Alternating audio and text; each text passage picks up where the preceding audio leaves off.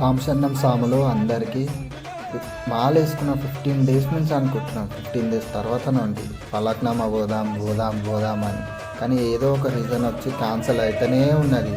అందుకోసమే ఇవాళ ఇద్దరమే లేచినాం. సాములం లేచి ఇద్దరమే ఫిక్స్ అయ్యి వెళ్దామనేసి ఫిక్స్ అయిపోయినాం. అందుకోసమే ఇద్దరమే వెళ్తున్నాం ఇవాళ, ఎట్లయినా ఖచ్చితంగా వెళ్ళాలని. ఏంటి అంటే రీజను, మేము ఇంతవరకు ఫలక్నామానే పోలేము, అందుకే చాలా ఎక్సైట్మెంట్తో వెళ్ళిపోతూ ఉన్నాము. అదే రీజను. అసలు మా సామ్లను పోదామని అనుకుంటే ఎవ్వరు వస్తలేదు, అందుకే మేము ఇద్దరమే స్టార్ట్ అయినాం. అది ఫైనల్గా ఫలక్నామా టెంపుల్కి అయితే, కాళీ మందిర్కి అయితే చేరుకున్నాము. చీకటి అంటే చీకటి చూసారు కదా, 5 o'clock రీచ్ అయిపోయినాం అక్కడ. కానీ ఫైనల్గా అయితే మా దర్శనం అయిపోయింది. నిజంగా అమ్మవారు చాలా అంటే చాలా భయంకరంగా ఉంది. అమ్మవారు కూడా చాలా పవర్ఫుల్ అంట, చాలామంది చెప్పారు. అందుకే నేను వెళ్ళడం జరిగింది. కానీ అమ్మవారు అయితే చాలా అంటే చాలా భయంకరంగా ఉన్నది.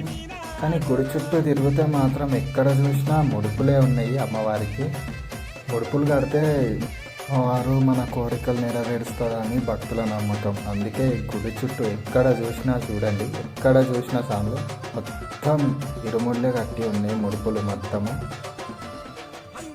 తిరగడం ఎక్కడ చూసినా మొత్తం గుడి చుట్టూ అంతా ముడుపులే ఉన్నాయి.